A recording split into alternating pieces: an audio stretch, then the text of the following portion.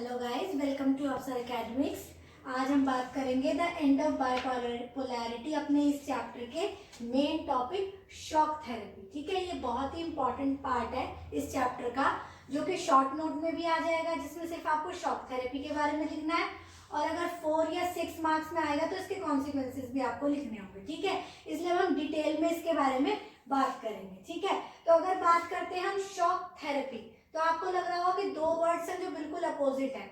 Shock का मतलब झटका देना, आघात देना, और थेरेपी मतलब इलाज करना। ठीक है, तो अब ये किसके लिए यूज किया गया था, तो थोड़ी सी बात करते हैं यूएसएसआर की।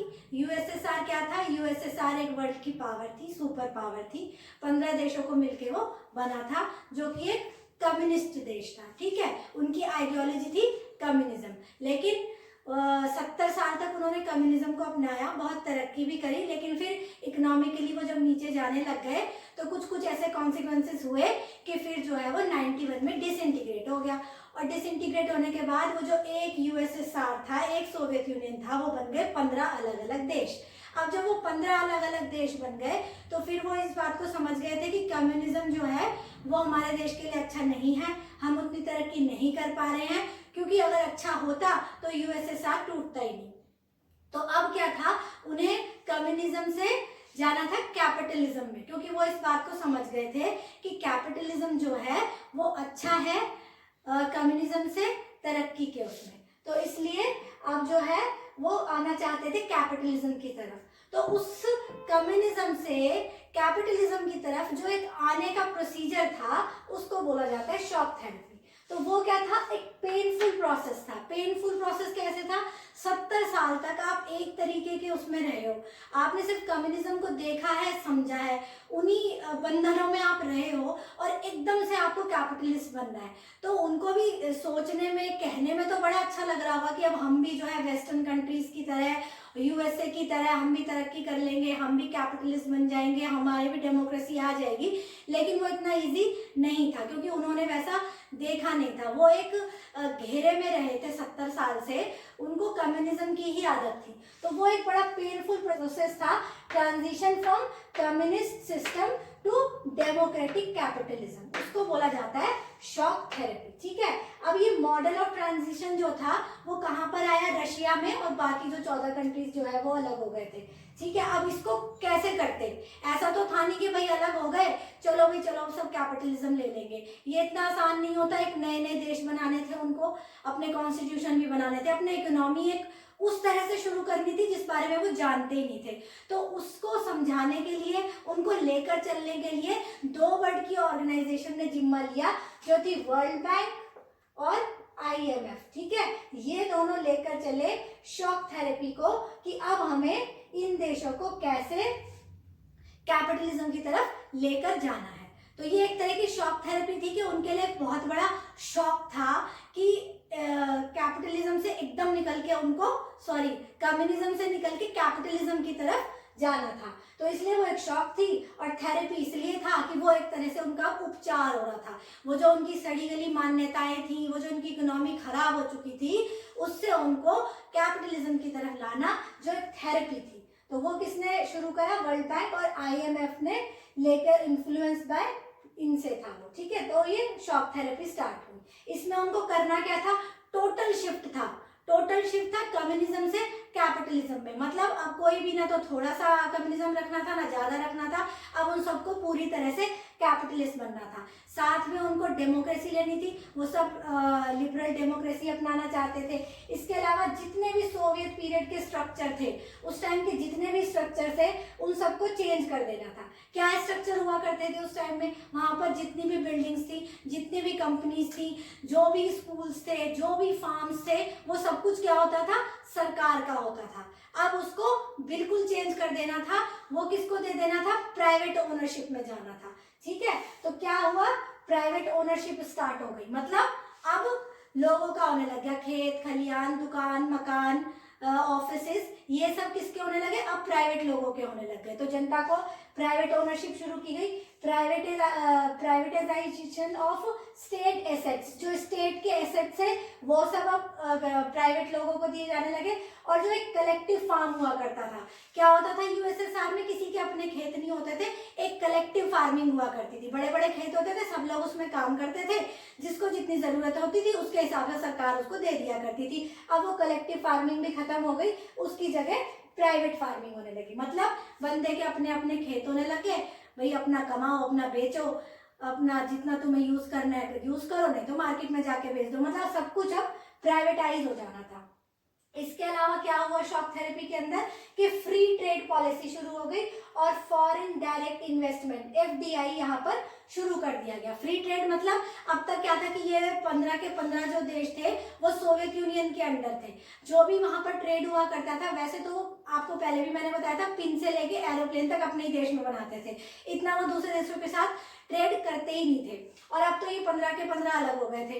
तो अब इन्होंने फ्री ट्रेड पॉलिसी अपनाई, मतलब दूसरे देशों के साथ व्यापार करना है फ्रीली, और फॉरेन डायरेक्ट इन्वेस्टमेंट मतलब दूसरे देश आकर इनके देश में इन्वेस्टमेंट भी कर सकते हैं। मतलब इन्होंने एफडीआई भी शुरू कर दिया, जो कि एक बहुत बड़ा चेंज था सोशलिस्ट कंट्रीज के लिए प्राइवेटाइजेशन की तरफ जाने में। ठीक है, एफडीआई शुरू हो गया। इसके अलावा जो वेस्टर्न कैपिटलिस्ट कंट्रीज थी वो बन गई इनकी लीडर, इनको सिखाने के लिए।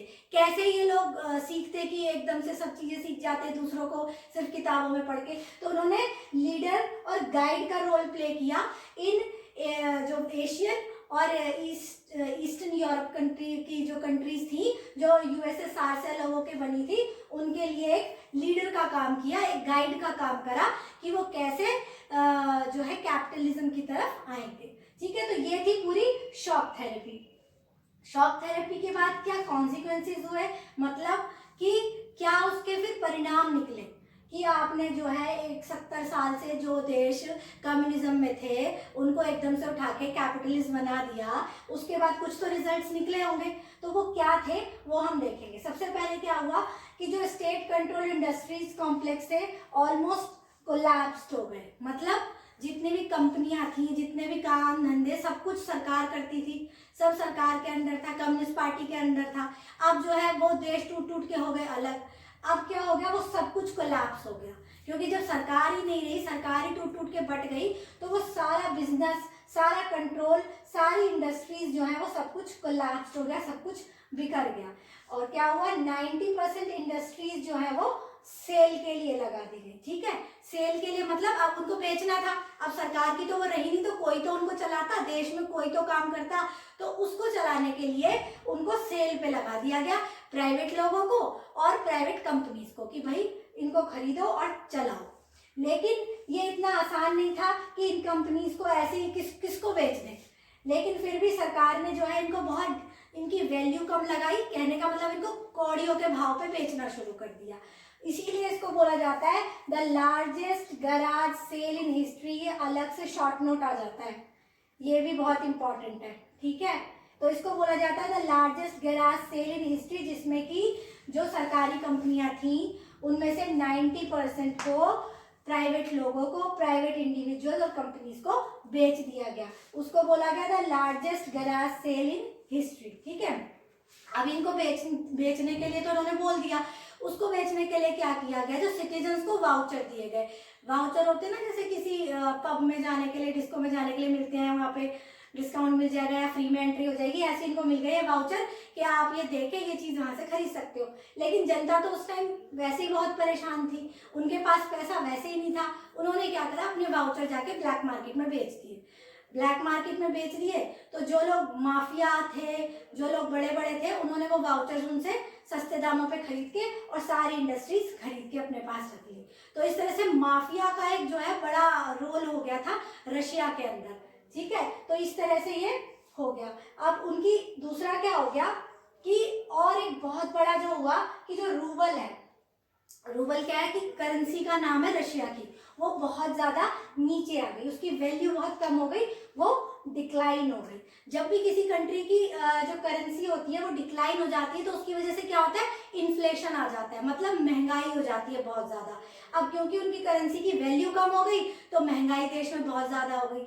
महंगाई इतनी ज्यादा हो गई कि जो कंज्यूमर प्रोडक्ट्स थे उनको खरीदना भी जनता के लिए मुश्किल हो गया, लेकिन वो तो खरीदने जरूरी थे। तो क्या हुआ कि जनता की जितनी भी सेविंग थी वो सारी उनको खरीदने में लग गई, सारे पैसे उनके कंज्यूमर प्रोडक्ट्स को खरीदने में लग गए, जिसकी वजह से जनता बहुत ज्यादा पुअर होने लग गई। अब क्या हुआ कि आम जनता तो गई और जो अमीर लोग थे जिन्होंने ये सब खरीद लिया था वो बहुत ज़्यादा अमीर हो गए। इससे क्या हुआ कि सोशलिस्ट कंट्रीज या कम्युनिस्ट कंट्रीज जिस बेस पे बनाई गई थी ना कि किसी तरह का कोई ऊंच नीच नहीं होगा, डिस्क्रिमिनेशन नहीं होगा, वही लास्ट में यहाँ पर हो गया कि अमीर और गरीब के बीच का डिफरेंस बहुत ज़्यादा बढ़ गया। जब इतना ज़्यादा डिफरेंस बढ़ गया तो हुआ क्या कि जो अमीर लोग थे या जो इंटेलेक्चुअल्स थे, जो बहुत पढ़े लिखे लोग थे, वो रशिया को छोड़ के जाने लग गए। वो अपना दूसरे देशों में जाने शुरू हो गए और रशिया में जो है एक बहुत ही खराब सी सिचुएशन हो गई। इसके अलावा क्या हुआ कि उनकी कलेक्टिव फार्मिंग भी खत्म हो गई। अब जब कलेक्टिव फार्मिंग बंद हो गई, उन्होंने वही सीखा था, वो जब से हुए थे और बड़े होने तक उनको वही आता था कि एक साथ खेती करनी और हमें सरकार देगी जो देगी। अब वो कलेक्टिव फार्मिंग भी खत्म हो गई तो एकदम से वो प्राइवेट तरीके से कैसे करना है नहीं कर पाए और जो फूड प्रोडक्ट्स हैं वो बहुत कमी आ गई उनके देश में। जब फूड आइटम्स की कमी आ गई तो वो उनको दूसरे देशों से इंपोर्ट करना पड़ा। पहले ही पैसे की कमी थी, बाकी जो बचा कुचा पैसा था वो सारा इंपोर्ट करने में चला गया फूड आइटम्स को, जिसकी वजह से क्या हुआ, उनकी जीडीपी बहुत नीचे आ गई। जीडीपी क्या होता है? Gross domestic product. आपको इस तरह से देख सकते हो जैसे कि देश की इनकम, इतना ही समझ लो अभी आप, वैसे इकोनॉमिक्स के स्टूडेंट्स को पता होगा। तो जो जीडीपी होती है वो रशिया की बहुत नीचे आ गई। 1999 में इतनी हो गई जितनी कि 1989 में थी, मतलब 10 साल पीछे चले गए, आगे जाने की जगह पीछे की तरफ वो लोग चले गए, तो उनकी जीडीपी भी बहुत नीचे आ गई। इसके अलावा जो उनके ओल्ड सिस्टम्स थे, ओल्ड सिस्टम क्या थे कि पब्लिक का वेलफेयर करना है। ये विदेश ही इसलिए बनाए गए थे कि हमारा जो है वो प्रॉफिट कमाना नहीं है, हमें क्या करना है, जनता का वेलफेयर करना है। वो वेलफेयर स्टेट खत्म हो गई। जनता को जो फ्री में स्कूल्स थे, जो हेल्थ फैसिलिटीज थी, वो सब बंद हो गई, तो जनता पर और ज्यादा बर्डन आ गया। रिच और पुअर का मैंने आपको पहले बता दिया, डिवाइड हो गया बहुत ज्यादा। तो इस तरह से पूरा का पूरा सिस्टम कोलैप्स हो गया। तो ये शॉक थेरेपी वास्तव में एक बहुत बड़ा शॉक रही इन देशों के लिए। और इसके अलावा क्या हुआ कि अब ये जो नए नए देश बने, इन्होंने बड़ी जल्दबाजी में अपने कॉन्स्टिट्यूशंस बनाने शुरू कर दिए। अब देखिए, कॉन्स्टिट्यूशन बनाना कोई इतना आसान काम नहीं होता। आप देखिए, आपने पढ़ा होगा इंडिया का कॉन्स्टिट्यूशन बनने में कितना टाइम लगा, ठीक है, लेकिन इन देशों ने क्या करा, बड़ी जल्दीबाजी में अपना कॉन्स्टिट्यूशन बना लिया। जब जल्दीबाजी में कोई काम किया जाता है तो वो उतना सक्सेसफुल होता नहीं है। तो क्या हुआ कि इन देशों में जल्दीबाजी में कॉन्स्टिट्यूशन बन गया, कॉन्स्टिट्यूशन बनने के बाद सरकारें बन गई, लेकिन क्योंकि उसमें बहुत सारे लूप होल्स थे, इसलिए जो वहां पर सरकारें जीत जीत के आई, उन्होंने उन लूप होल्स का फायदा उठाकर वहां पर डिक्टेटर बन के बैठ गए। जैसे उज्बेकिस्तान वगैरह में ये लोग जैसे 5 साल के लिए चुन के आने थे, अगले 5 साल के लिए भी बन के बैठ गए। 10-10, 15-15 साल एक ही जना वहां पर शासन करता रहा। तो इसकी वजह से पॉलिटिकली भी इन्होंने बड़ी सारी प्रॉब्लम देखी। तो इस तरह इकोनॉमिकली और पॉलिटिकली ये देश जो है बहुत बुरे दौर से गुजरे। उसके बाद 10 साल तक इनके यहाँ ऑलमोस्ट इन सारे देशों में, रशिया के साथ बाकी 14 देशों में यही सब चलता रहा। उसके बाद ये लोग रिवाइव कब करना शुरू करे, 2000 के बाद इन्होंने थोड़ा थोड़ा रिवाइव करना शुरू करा। कैसे? थोड़ा थोड़ा सा ये संभल गए थे। इसके अलावा इन्होंने अपने नेचुरल रिसोर्सेज को बेचना शुरू कर दिया। तो इनके पास नेचुरल रिसोर्सेज तो पहले से भी थे, तो वो नेचुरल गैस और पेट्रोलियम, इन सब चीज़ों को इन्होंने बेचना शुरू कर दिया। साथ में क्या हुआ कि इनके देशों से होकर दूसरे देशों की पाइपलाइन जाने लगी।